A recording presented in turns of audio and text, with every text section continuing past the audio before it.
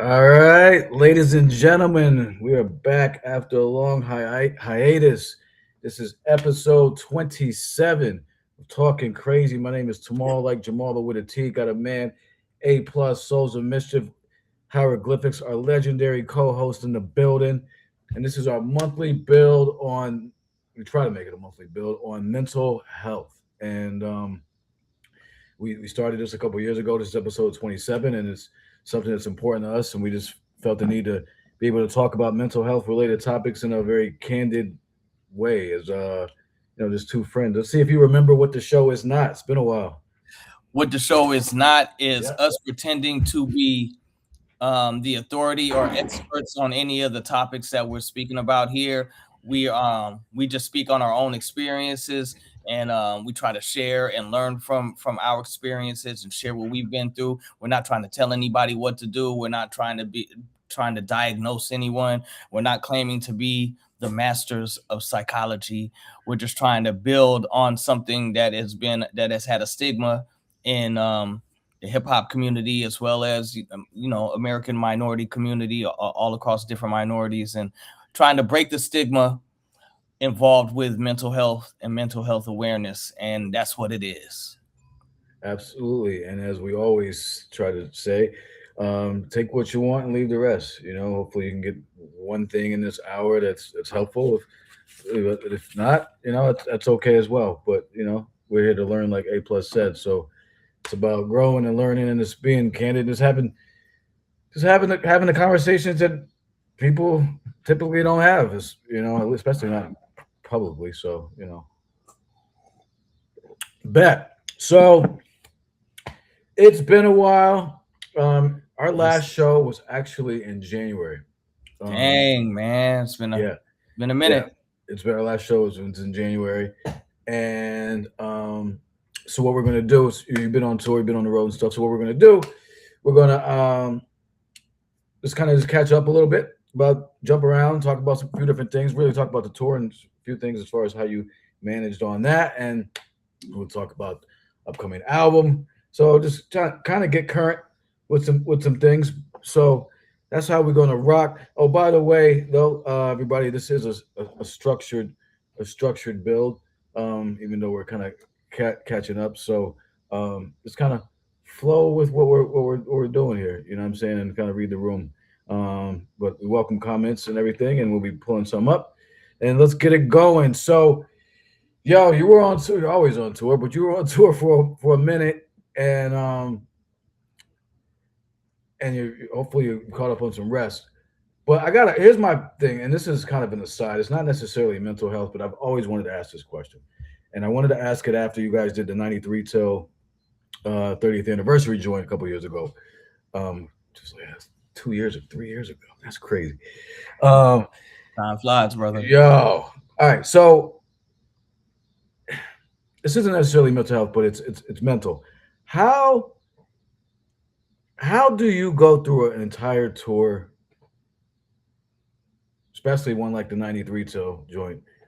But even this last, I think you were on the road for like a month or so. How Mhm. do you go through a tour and stay two things? Stay on point as far as like performance wise, and come with energy every night. Well, that's the second part of it. And come with energy every night. I don't know how much you modify the sets from city to city, but I mean, you guys have been doing this for a while. I'm pretty sure things are pretty running like clockwork in a lot of ways. Like, how do you continue to do the same joints, sometimes probably in the same order, like over and over again, and maintain and give everybody a show as it. Let me tell you something, yo. When I see these guys, when I see y'all, so I usually catch a couple shows a year, and it's usually in Detroit, New York, or whatever, Pittsburgh. I usually see y'all a couple times a year at a show, and it's like each time, it's like I would never have guessed that you guys had done 30 shows before that, or doing 30 more after that, because of the same level of energy, like and intense. I don't understand. How do you do that, yo? Man, it's not easy.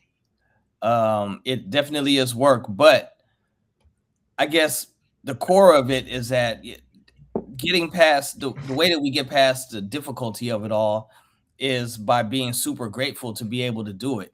Like it's not an easy job. It's not for everybody.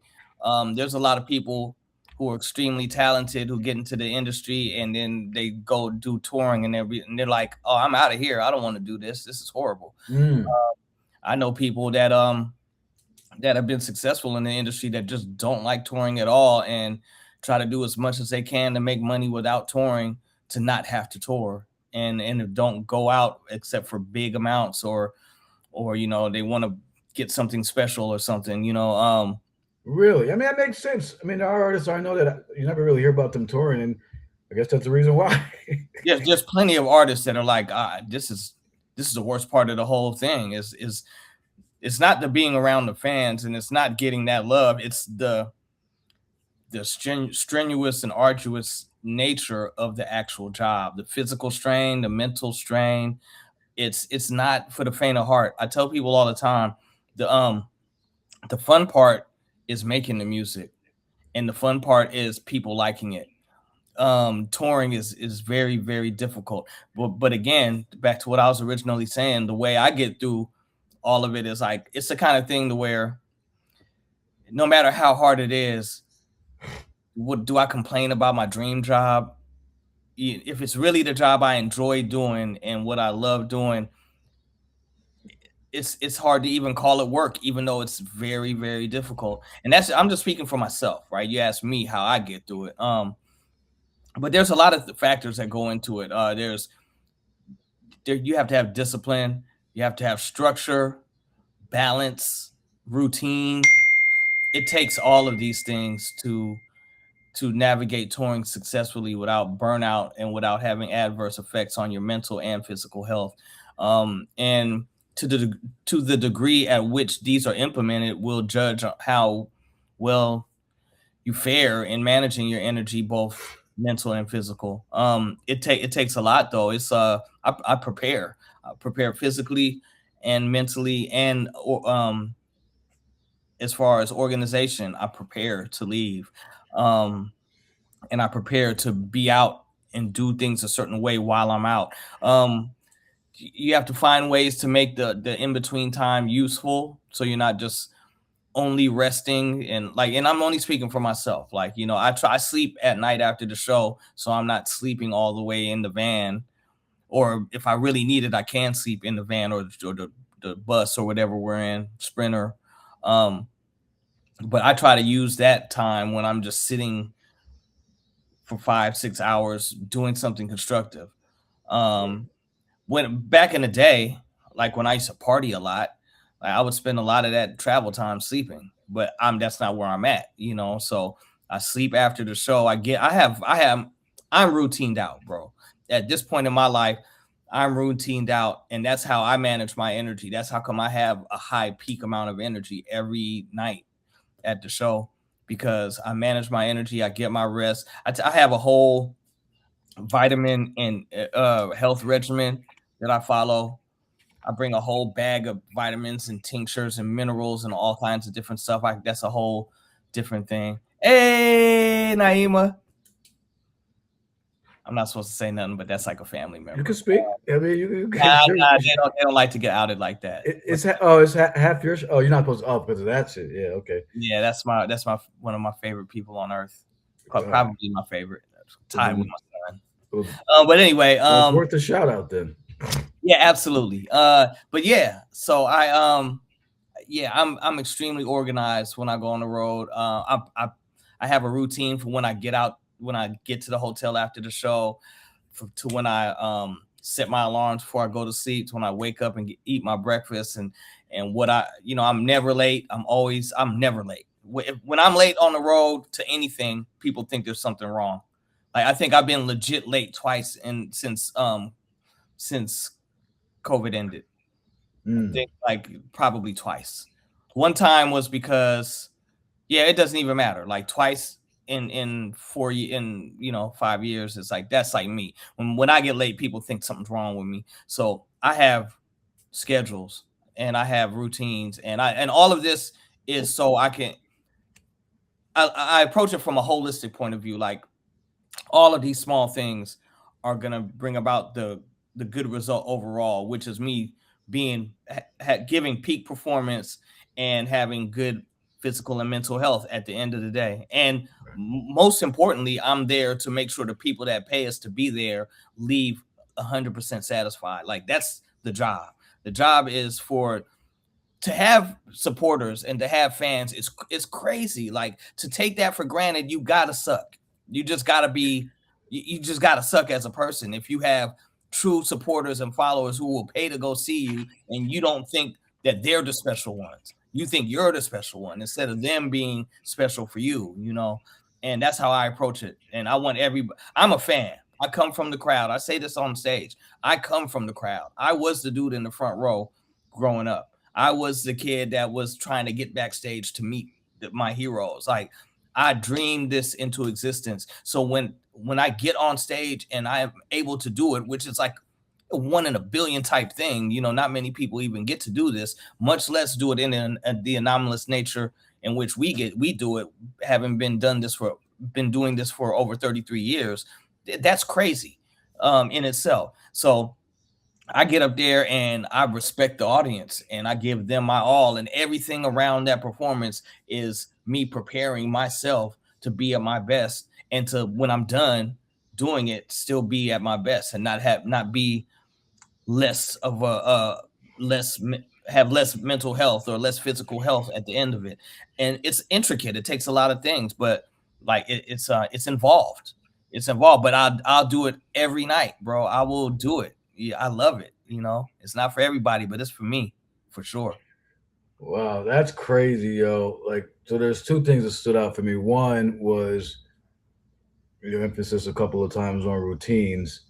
Um, I think that is important to note. And I know I'm at my best when I have a routine. I'm at my worst when I don't have a routine, or when I fall off my routine, and like I need regiment, because my mind is so scattered that I need that because I'm gonna be scattered anyway. But I need that to stay on the rails. So just thinking out loud, that's critical. I mean, just in terms of, I think that's a big one. I mean, in terms of mental health, just staying on, just helping you stay on point, like a little, you know what I mean? Like because, for me, when circumstances or situations change sometimes, and I'm out of my routine, from traveling or whatever, then I get a little weird, like because like the comfort of my home or whatever, like just different. The situation is different, so sometimes I need a little time to adjust. So I think that's just a good point you made about uh about routine. Um, With yeah, routines, man, it's like okay, being able to wing it and improv, it shows that you have ingenuity and you can think on the fly and you can improvise, and that's a dope ass quality. And for anyone to have in any vocation or just in life in general, it's like you're not everybody has it, and people have it in different aspects of their life. But winging everything is the exact way to get less done and to be inefficient than somebody who has some sense of organization with how they approach things. Like, so if you're organized and then things go awry and you can think on your feet and you can innovate or improvise, that's great. But winging everything and just being like that, people who can do that and still be successful think that that's a skill, but you're doing less than somebody who can wing things and is organized. That's a fact. You know what I'm saying? yeah. Yeah, Well, like the anybody who's winging everything, they're not getting as much done as somebody who has some structure and has some kind of some organization, and also the ability to think on their feet. Yo, that's very true. And I read a long time ago. It always stuck with me. It said like, here we pride ourselves in like multitasking. Like people will be like on the phone, answering emails, doing several different things at once. But multitasking, something's gonna slip, and you're not really multitasking. You're. It's like you're multitasking, but that's like you said, that's not an effective way to do things, Like it's because something actually takes a back seat. I've seen people where they're trying to multitask, they're trying to talk to me while answering emails, and it's clear that they're not paying attention to what I'm saying, and they're like, like I'm like, yo, you're like, and then me, I'm like, the fuck, like, like why am I talking Call then? me Like, back when you're done. yeah, exactly. So that routine is very helpful, and just like I said, multitasking, like it's actually very inefficient. You know what I'm saying? But we do it all like multitask, like that's yeah, okay. In a crunch, if you're able to do that, that's great. I mean, it's better than just okay, I can only do one thing at a time, but that's not the preferred way to do shit, And I'm glad you brought that up. You know what I'm saying? Yeah, I mean, it's just a fact, bro. Like you can, man, if you good on your feet and you good doing the gorilla style, that's awesome. But you're not gonna get more done than somebody who's organized and can also has that attribute. Yeah, of course not. You're just not. You're not gonna be able to compete in Nah, efficiency, you know. And a nah. lot of times, people think because I'm not failing, I'm doing great. And I don't. And for some people, that may be true. I don't think that like that. Like just getting by and doing just enough, or not giving my all, and when I'm aware of doing it, is not it's not enough for me. It's Yeah, not enough for me. nah. I'm honest with myself about am I putting my all into something or not. And Yeah, the reason why I stick by these things is because I have results that proved it to me. You know what I'm saying? I have had results in my life that prove this to be a better way for me to operate. And I see people who don't operate like that and their results are not the same. right. So seeing is believing. Talking is a whole bunch of something, but seeing is actually believing. Like talking is one thing, results are another.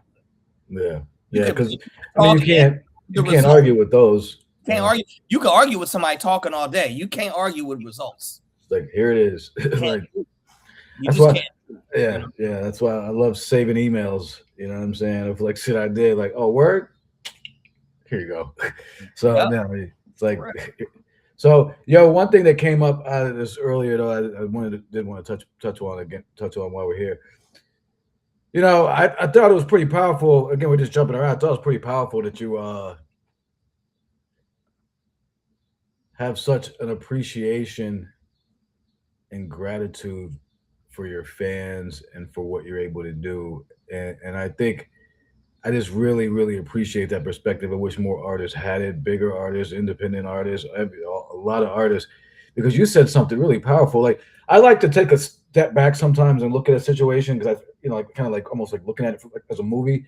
And when you said you were like, when you said something, I'm paraphrasing, you were like, kind of see it for what it is. Like we get to perform, not that many people get to do that. Like you said when you have fans, like so, like if it's just that very concept, right? Like you understand that like you and your crew travel all over the world and people pay money to come see you and like and they fuck with you and sign your and want you to sign shit for them and buy shit and do all this stuff and salute and know the words to your songs.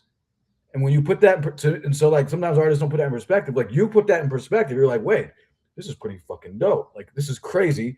Not everyone gets to do this. Hardly anybody gets to do this. I've been doing it for over 30 years. I'm grateful. You know what I'm saying? Like, and I just wanted to acknowledge that, because I unfortunately when I run into a lot of your peers in this industry, I get the opposite. I get entitled. I get a sense of entitlement, a sense of like, and so it was just refreshing to hear you say that because, yeah, I think because if you're looking at every opportunity or every time, if you're looking at every show, so you guys need not fucking 600 shows that one year. So if you're looking at every show on the road, because I was looking at the schedule, some of them there was no days off. You would travel and then fucking get right to the shit. So if you're looking at every show, wow, I'm blessed to be able to do this. This is crazy. Like, wow, I'm in Norway, I'm in Spain, I'm in this, I'm here, I'm here. Wow, these people don't even speak English, and they're like, you know what I'm saying? You never knew, like fuck. And I just wanted to acknowledge that, yo, because that was just really really refreshing to hear because I don't hear that a lot from artists. Thank you, brother. I Thank you, don't. man. Man, I mean it. Like I'm a diehard man. I'm a fan, bro. I've been dreaming about this since I was a child. Like I heard Rapper's Delight and got hooked. I heard Mm, the message and got turned out. I like I said, man, I rapped, breakdance, DJ. The only thing I didn't do was graffiti because I wasn't very good. I tried it. I just yeah, wasn't very good. So I yeah, was like, well, I'm good at all these other things. I'll just respect the people who are dope at this one thing I can't do. But yeah, I'm a b-boy, bro. Like I love this hip hop stuff. I went to the concerts and was like, I'm gonna do this. I should be in the crowd. Like this is what I want to do. yeah, Like yeah, yeah, I used to tell anybody who would listen, and people thought I was crazy. And people thought that I just didn't believe me. And there were actually some people who were just like didn't say they didn't believe me, but like nurtured that drive. Like my mom got me my first sampler. She got me a Casio SK1. Like she wasn't one of the people that were like, you rap's not even gonna exist when you're older. Like, there were people like literally saying that. Like my dad was one of those dudes, like, son, like he was worried. Like, son, hip hop just took out disco. What makes you think hip hop's not gonna just get taken out? Like, and he wasn't even trying to shit on it. Like he was just like, that's what I'm just saying to make a point that I was saying this as a young kid, like, this is what I'm gonna do. yeah, And so to circle back to what you originally said, like the fact that I get to do it, one, I get to do it, and two, it's been 33 years professionally. yeah, 33 years. Most of my contemporaries from back in the day in the 90s, who knows what they're doing? I don't know. The one and it's a small club, bro. And on top of that, like for us to be whole, for my group, Souls of Mischief, we're all still here. I have peers in the industry who have lost members. yeah. You know, That's that's man, rest the soul. Like my heroes, like some people who have touched me personally, and I'm not talking about like knowing them. I'm talking about their music has shaped me as a person. Like not can't would be together if they were alive type stuff. And so yeah, I of course. think about all of this, bro. And Yeah, and another thing to shoot my dad some bail. Once it became a reality, I remember there was something that he said that stuck with me, and it was like, and I repeat this to other people.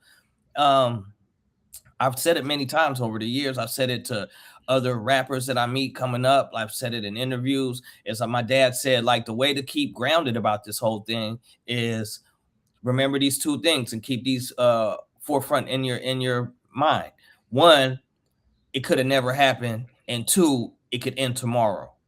If I keep those two things in the forefront of my mind, I should be able to be grounded in any situation yeah, that I'm involved in hip hop shows in front of fans, like on stage, interviews, the travel, the hard shit, even the hard stuff, the travel.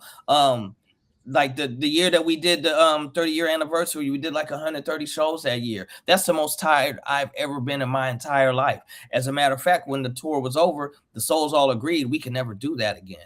Like I felt like I'm a little bit different from that. Like I'm a level down in max energy from that. Like that was like the hard. There was some I think there was one tour we did, like one leg of that tour we did something like 44 shows in 41 days or something crazy like that, because we had so little days off, and like about three of those days we had two shows in the same day. what? The last 2 weeks of that tour was flying every day. No longer, we told the driver goodbye. The driver was like, see y'all later. The last 2 weeks was a different city every night on a plane.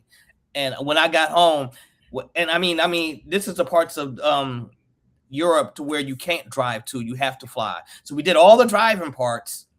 And then when that part was done, we did the last 2 weeks, a plane every day. And when I got home, I swear, man, like I think I slept for like about 16 hours straight, bro. Yo, you slept. I remember. So I was gonna say you slept, and I because it was somehow I was trying to reach you or something. I don't know why, but I remember you slept for like 2 days or some shit, yo, something crazy. Like you were like I. It was crazy, son. Because I remember that part of that was that you had, if I'm not mistaken, the back half of that tour, that last part, wasn't even scheduled or some shit, or it was like some shit that got added on or something. So yeah, bro. Like I was, because I was peeping, and the crazy thing, y'all, like everybody out in the chat, salute everybody in the show, Salute was the that chat. like I caught y'all. So, and me and wifey caught y'all in Detroit or Ann Arbor, and then at Brooklyn Bowl, and I was with Large Professor came out, fucking Ill Out Scratch. That shit was hype, Yeah, hell yeah. but that shit was hype. But each time, it was like they were like standalone shows though, and I'm tired from the show as a fan, and I'm like, oh, I think I was like. I'm like, oh, I'm about to go home. Like, and the Detroit show, like, I'm about to go home. I'm tired or whatever. Knowing that, like, the next morning, for me, I'm all tired. I'm like, great show last night. And then the next day, you're driving somewhere else. Man. Like that was crazy. I mean, and taking it back to mental health, um, like that must we talked some about that after you got back, but that was I'm sure like you trying to stick to as much as you can a routine and getting your sleep, and you talked to me about sleep being yeah we had yeah I Yeah. it stuck in my head when you said when you don't get that sleep, you don't get it back. Like you may think it's gone, like Now so your body wants those hours back. yeah. So I can only imagine, you know, what that was like for you. That's fucking wild, At bro. Yeah. that end part of that tour, bro, like I remember like that all the routines was out the window. Any spare time was sleep. Period. I remember one time we were driving, we were getting dropped off for the end of that part of the driving portion of the tour, and the driver dropped us off in Frankfurt, Germany, and that's when we were going to do all the flying to all the different places, right? This is how the flying part started. And I mean, we went from Athens to like, like we went to a bunch of different places. Like it was crazy. We went to Sofia, Bulgaria. We were just flying around to all of these different places all over Eastern Europe. And so that we got dropped off at Frankfurt. We were getting out, got all our bags out, told our driver, our homeboy Hines, told him peace. We walked into the airport. The airport gets hacked and the whole airport shuts down. Shut up. What? No bullshit, bro. The airport gets hacked and somebody shut the whole Frankfurt airport down. Done. No flights. Rest of the day. Crocodile done deal, bro. It's over. So we call our driver, who is probably like, 35 minutes away from us, about to go home. We're like, yo, Hines, like we found the airport got shut down. We got to get on a flight. We found a flight, but we have to go to Berlin. So he came back and got us, drove us to Berlin, which was like 4 or 5 hours away drive, right? We finally make it to Berlin. We get on the flight in Berlin. We fly to somewhere in Scandinavia. I can't remember, like Helsinki or somewhere, right? We don't get there till nighttime. The crowd has already been waiting for, like, we go straight to the venue. It's snowing. We don't go to the hotel. We got to take our bags in the snow, through the snow, into the backstage to change, because we got on stanky travel clothes the whole night. And the crowd has been waiting for hours, mad late into the night. So you're late. We're late as fuck, bro. We're mad. We're stupid late. And then we get on stage, perform, go to the hotel, sleep for like an hour and a half, shower, and get on the next plane. That's how the plane part of that trip started, bro. Like it was, and nobody killed anybody. Like you guys, like, you know what I'm saying? Like that's miraculous, bro. Like, I mean, I'm being silly, but like, you know what I'm saying? Because to me, all of that revolves around mental health, man. In terms of like, all of you, like, you're all four into different individuals, but like, all of you got to be in a place mentally that's solid to be able to do that, and to be able to interact with, your homies, whatever. Like, I mean, all of that, you got to be in a good place for mental health. Because I'm thinking, as you're telling me this story, my anxiety is like going through the roof right now about like, you know me in time, bro. Like in terms of like missing flights and stuff. Like I can't even like my brain's hurting just thinking about that shit. And then you know what I'm saying, real quick. Yeah, All right. So and we're all over the place, but this is important. it's all good. When you so this when you did the show that show that night. First of all, how did you? What was the reaction from the crowd? With you when you first got on, like being late? How did you deal with that? And then what was? How did the show go itself?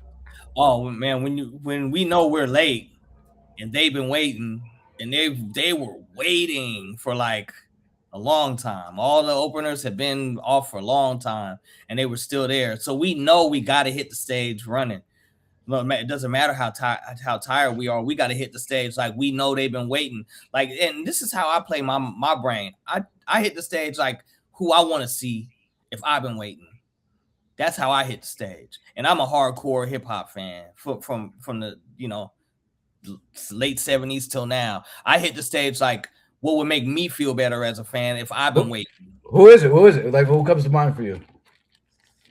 What you mean? Like you said, like you want to. You said, if I misunderstood, you said you hit the stage thinking of like who you.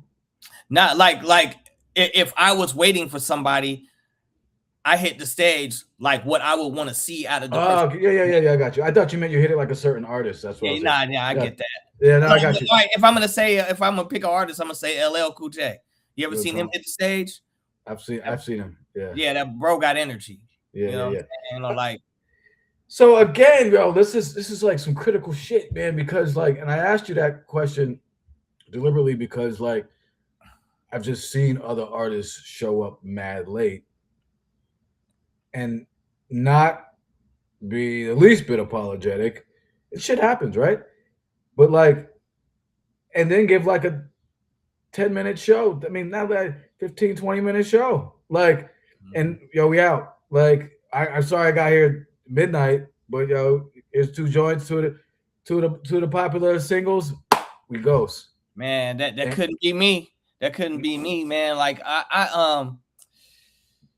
yeah, bro. I mean, that all comes back to like there might be a very small amount of people who that doesn't affect, but that all comes back to people who do that. And I like to think long term. Like we have a jacket and a reputation for doing a dope ass show, and that affects your bottom dollar, and that affects your fan appreciation.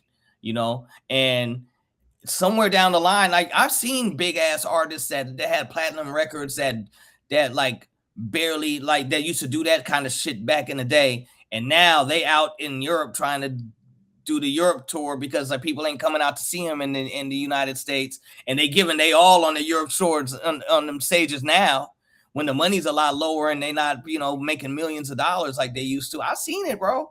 Like, and they out. I'm the type of dude that's like, I'm not gonna have to do that because I've been giving my all the whole time. And I pre-thought that back in the day. I was like, that'll never be me.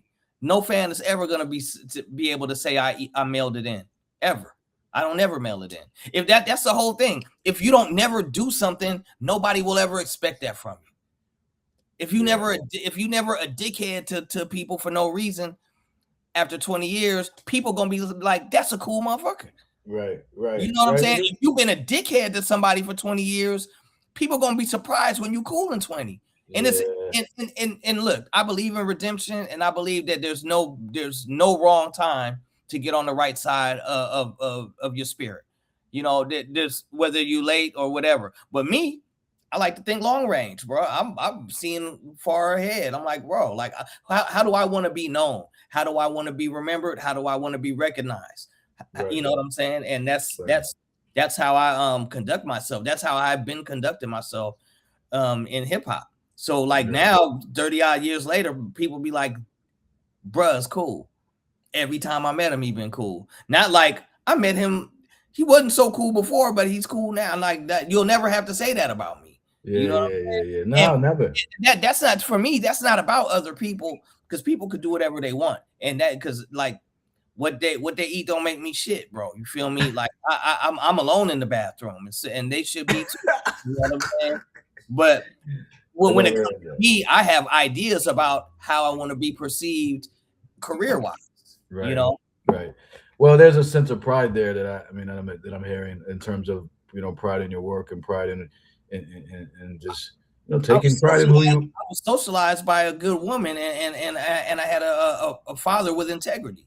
Yeah. So my mother and my father, like, they raised me a certain way that affected the way I approach something that I love so much. Yeah, yeah. I mean, I can see the gratitude is there, yo, and so then therefore you're if you do something with gratitude, it's like let's say you're working at a low paying job or something, or whatever, barely making ends meet. You're still working, where someone there's somebody that's not working. It's not working and has nothing. You know what I'm saying? It's like that's why I always say, I keep going back to taking a step outside of the situation and kind of looking in as an observer, like looking down on yourself and seeing things as an observer rather than being a participant, because that's when things get muddled a little bit. So it's like, yeah, man, like just hearing you talk like this. I mean, it's like someone said, man, it's the fact that you appreciate the fans is crazy dope, because it's just we don't hear that a lot, and so you try and because there's a relationship with the fans and between the fans and artists, and it's a dysfunctional one sometimes, but it's like you like yeah, because fans will support. Like I know when when you go to Europe, bro, and they pull up with every single project you've ever done and want you to sign that shit, like everything, like. Yeah. Yo, they're starting to do that in the United States, bro. Well, here's the thing, real quick. I'm gonna cut you off. No, I was talking to Tajay. The dope shit about you cats, and he agreed. Maybe I'm assuming you agree. You guys are more popular now than you were before. That's a fact. And we've always been. And the thing about it is, we've always been popular. So it's not like we were obscure and now people like us. People have always liked us, right? But we're way more popular now than we were back then. With new younger fans. That's not happening with a lot of hip hop artists, bro. Like, and that's something to be grateful for. Like Tajay was like, I said, would you say that you're more popular now than before? He was like, yes, like 100%, absolutely, 100%. We're more popular like now. New kids. Yeah, no, like literal kids. Like we have parents bringing their kids, and the kids. I know. And there's kids. There's parents tell us all the time, like my kids know all of your songs, all the shit. I'm talking like 10, 11, even younger than that, but like a lot of 10-year-olds, 11-year-olds, 12, 13, 14, like a lot of like, it's crazy, bro. It's crazy. Like B-sides and shit too, though, bro. I mean, I've seen them. Listen, I was in Pittsburgh when you came to Pittsburgh, like, I don't know, like 6-7 years ago or something, whatever. I'm watching. I'm like, damn, I don't even know the words to this. like, what the fuck, yo? Word. And they're going like word for word for the entire show, bro. Right, like it trips me out because when we're up on the stage, like I'm looking at the crowd, you know what I'm saying? I'm feeding off of the energy, right? And it always trips me out when I see super young kids mouthing like full words, like for instance, we just did a show. The last show this past leg, we did a show with Brother Ali. Salute the brother. That's my fam. And Slumville. Salute Slumville. Slum Village. Did a show with them in Santa Fe. Off the hook. Everybody like their sets, our set. It was just a great night. The crowd was just super hype. There's a whole little pack of super young kids in the front. They had to be, I want to say 14 to 16. I don't know. That's just how they seem to me. Knowing words to obscure songs, to B-sides, and mouthing them with like full verses, and it just blows me away, bro. And when we talk about being grateful, how could I not, bro? How could I not? If I'm up on stage, people are yelling and screaming. There's hundreds of people, probably thousands.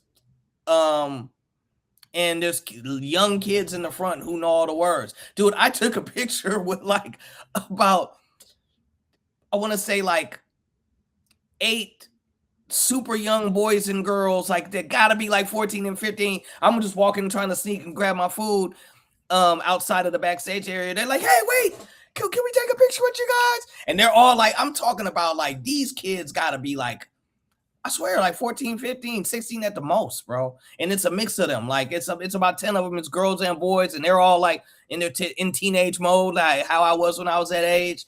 And I'm just an old ass rapper, bro. And they all want a picture with me and shit. And they're all like all posting this shit. I'm like, this is crazy, bro. Yeah, let me snap this to send this on Snap. I'm You know, they like, and kids want to take my picture, bro.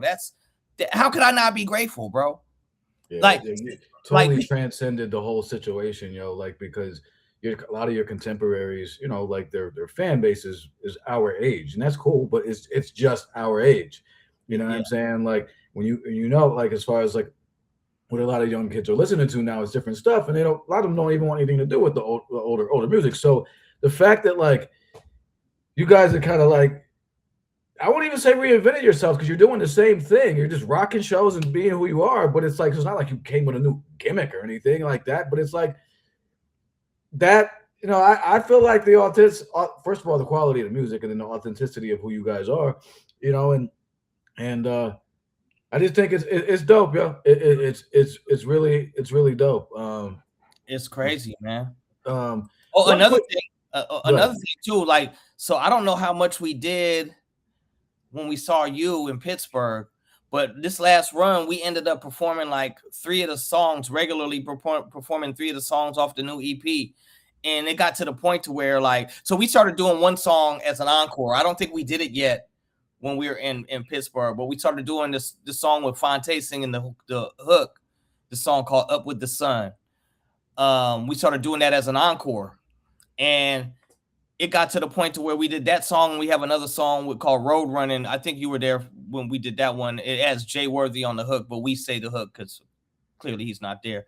But people are like texting us and sending leaving comments talking about, oh, that new song when you guys said this and it sounded like this. It's not out yet. I cannot wait to hear it. The crowd's going crazy when we perform them. It's like these are new songs, bro, and crowd is like, oh my God, I can't wait till this new EP drops. That's crazy because we're a legacy act to where people like our older music. You know what I'm saying? And the fact that we continue to make music over time, we have a few different moments. Like we had the 93 Till moment, then we had the Hieroglyphics moment. So we have like, even that's anomalous in itself, right? Like a lot of artists don't have like a double resurgence like that.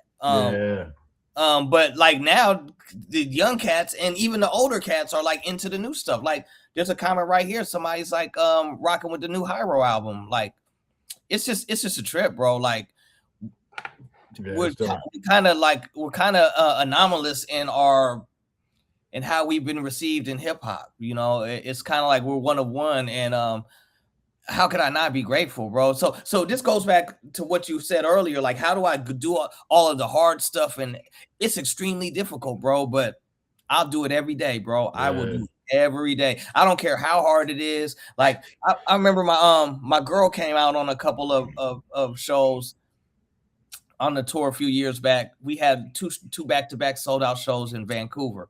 And I was like, this is great. It's close to home. I haven't seen her in a while. Fly her up to these shows so we can hang out, and she'll come to the shows. And it's the first time she ever went to some out-of-town shows.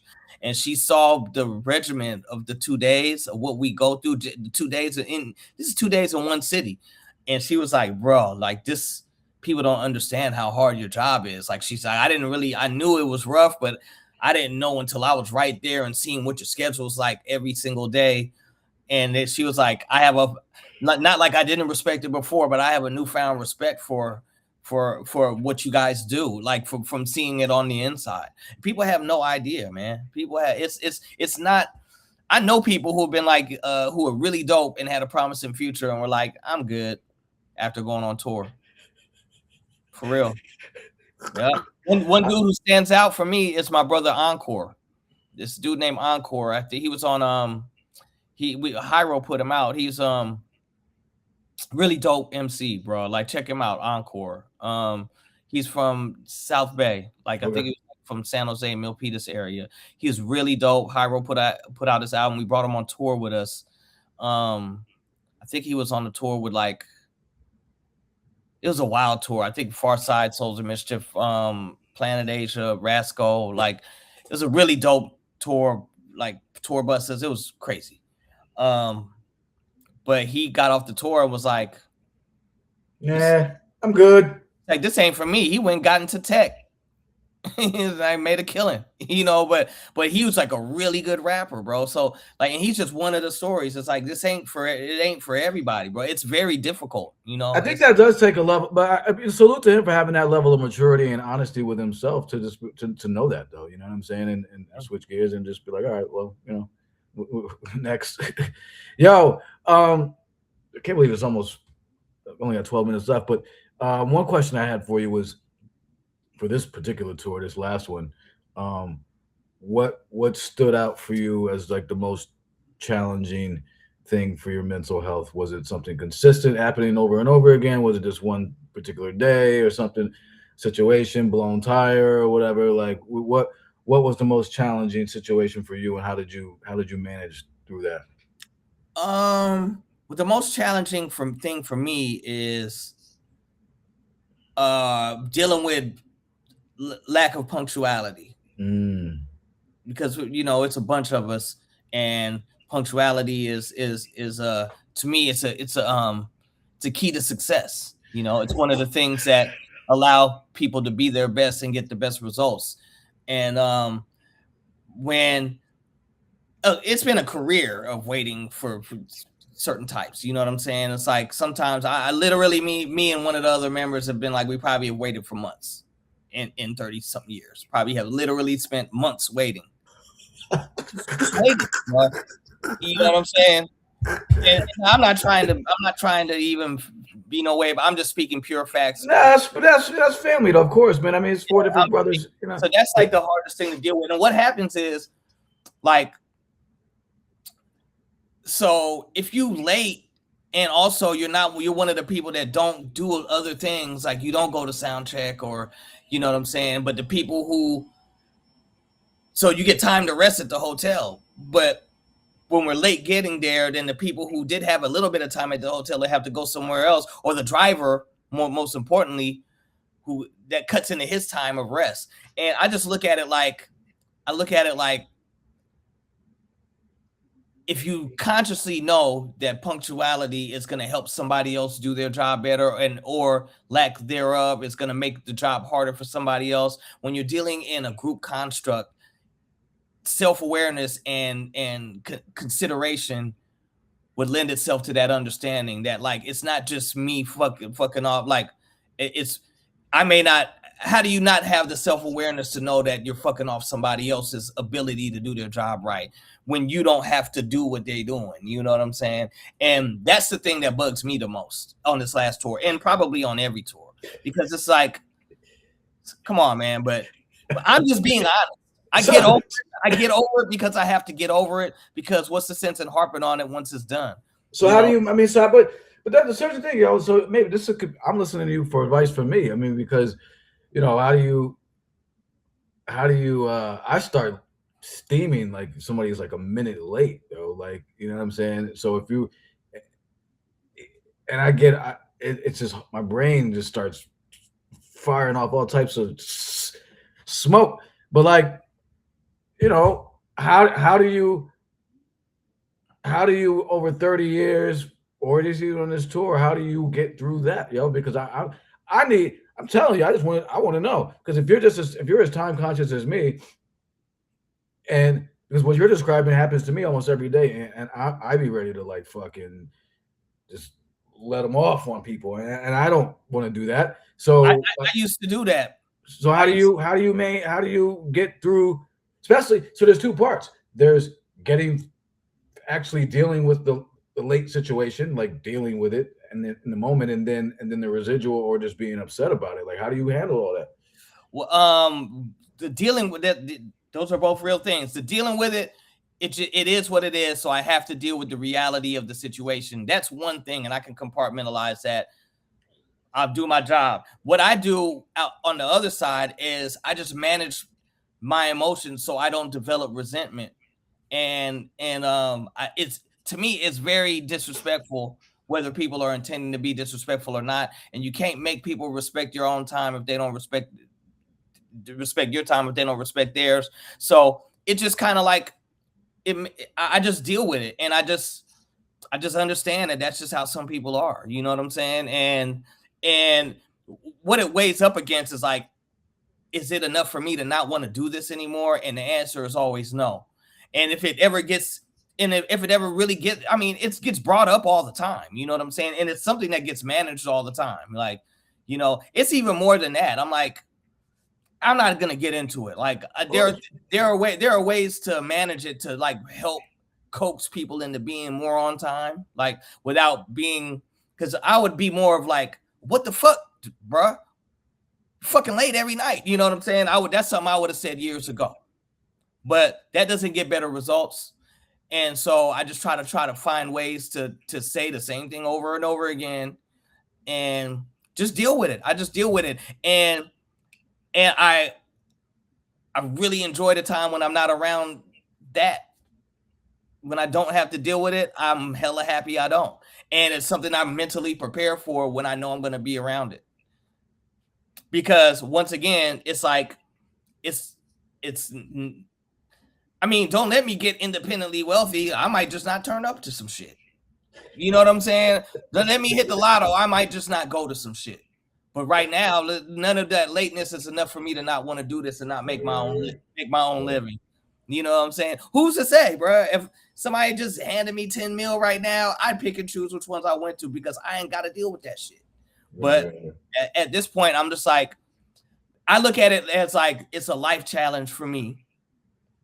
It's something that the universe has put forth for me to manage my own emotions, because it ain't about me trying to get anybody else to be how I want them to be. It's about how do I get through this group situation and not let it break me up mentally and get me. I don't like feeling upset.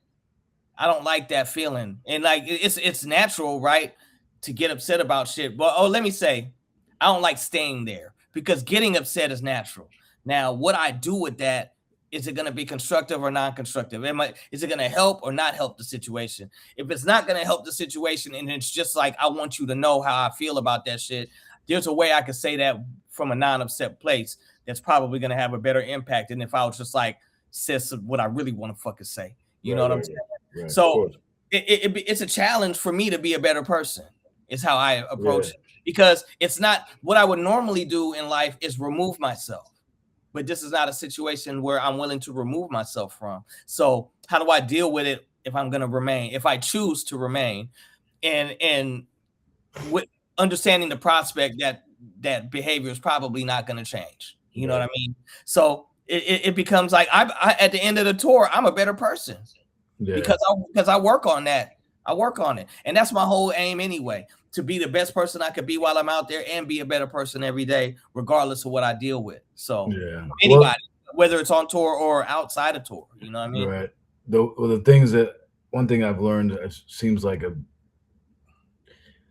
don't know if it's a fact or not, but it seems this way to me over the years, is that like, seems like higher power, universe, whatever, creator, will continue to give us the same test until we pass that motherfucker, right? And like, so like, if I have I've noticed, at least in my life, I see the same things that I don't like, or I have a problem with, or struggle with, or get me upset.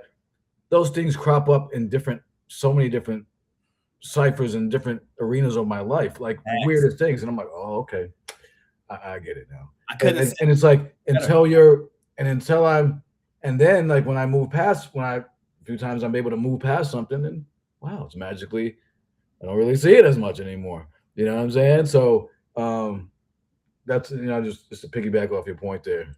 I couldn't have said it better. And that's how I approach it. It's like, there's a lesson in here for me, because this still bothers me, and I could probably deal with it better, you know? Right. Yeah. And yeah. Yo, I mean, yeah. And that's a, I want to emphasize, that's a very rare and very That's a very good way to look at shit, yo. Because one thing that my spiritual teacher used to tell me, it was crazy, like, and like it's a wild concept when you really tell it, like particularly in Western circles. He was like, he goes, like in terms of he did this thing about principles of community building, like just four principles, like and one of the principles was this: see every conflict as your own fault first. Yeah.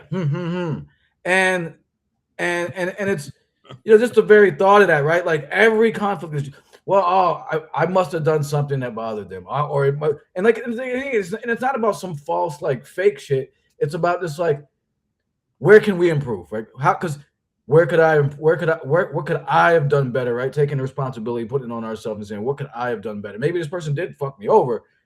How could I have handled it? And it's like, it's a mind-boggling concept, Joe. But like, when I'm able to apply it, I mean, I'm actually very peaceful, like, because it's putting it on me. Now, obviously, said person's late or whatever. Yeah, they're gonna be late, but it's like, again, like, what could I have done better? Like, I could have maybe told them the time was like a half hour earlier or something like that, or like knowing that they were going to be about a half hour late. I come about 20 minutes late and just not stress out. Like, just what could I have done? But it was like that just, you reminded me of that principle that he shared, just based on you saying, like, looking at things as like a test. Like, it's like, wow, like, what, putting it on yourself. So just wanted to Yeah, man. that. But yeah, I couldn't have said it any better, bro. It's like, like, I definitely have it's definitely a challenge, bro. It's definitely a challenge. Yeah. Yeah. It's a challenge, and it's like, I try to think, like, one way of dealing with it is like, listen, man, you never know what someone is going through that makes things, what you don't understand about what someone's going through that makes their situation, like, however it ends up, them doing something that makes you feel away, Yeah, and but the thing that makes that difficult is, like, it's easier to do that when people fuck up and they're humble. Like, when people fuck up and they're smug about the fuck up, I'd be like, man, fuck you. You know what I'm saying? Yeah, And that's where I need work. That's where it's a challenge for me, because it's one thing, like, if I'm ever anything, I'm like, my bad. Yo, I'm sorry about that. No excuses. That's on me. You know what I'm saying? When motherfuckers be like, and so what? Oh yeah, I'm just gonna stroll up and not say nothing. I'd be like, are you just an asshole, or is that your way of deflecting your embarrassment? Like, because I don't know how to take this. And I have to do with my own self to make sure I don't develop any contempt over their bad behavior. You know what I'm saying? Or their lack of consideration, if bad behaviors are strong. Yeah. No, I feel you. It's more difficult. It's easier to do when people exercise a little bit of humility. Of course. If somebody gonna be in the wrong and be on some smug asshole shit because their ego won't allow them to be accountable for their actions, then I have it. That's a challenge for me. Yeah, but that's still. So we're not perfect, bro. That's a test. That's hard. Back in the day, I'm a different person than I was back in the day. Yeah. I'm a better person, and I was never a bad person, but I'm a better person now, because I would have dealt with that way different. And it wouldn't. And I have years and years of experience showing me that dealing with it that way may have made me feel a little bit better at that moment, but overall it didn't make the situation better in the long run. It didn't. So so it's all a challenge, bro. It's all a challenge, and I'm up for it. Yeah. Yo, before we get out of here, you got a big album coming up on the way. You got a t-shirt line popping off. I mean, I've been feeling them, that Goblin joint. I gotta grab one of them shits. So just tell me what's going on. I mean, the Hiero project drops September 3rd, if I'm not mistaken. Yeah. The Hiero project, all said and done. Shout out to the chat. Somebody was like, the album is fire. Let's say I had a few short interactions with you over the years at shows, and you always express gratitude. Bring it out. Oh, there we go. Look at that. Yeah. Shout out NHE 1884. Or no, that's IB 84. IB 84. Shout out, much love. Thank you. So, and thank you for liking the album and getting that album as well. So, all said and done, is coming out. That's the new Hiero joint. It's all a Hiero on.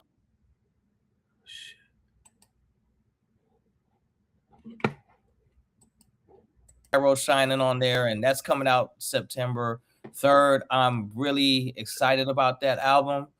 I'm excited to hear what like people who rock with Hiero, how they feel about it. I like it. I personally, I guess I gotta wait till it comes out, but it might be my favorite out the three so far. But the new one always has a way of being a favorite at first. So I'm gonna let it cook first and see how it ages. Did you But produce anything on it?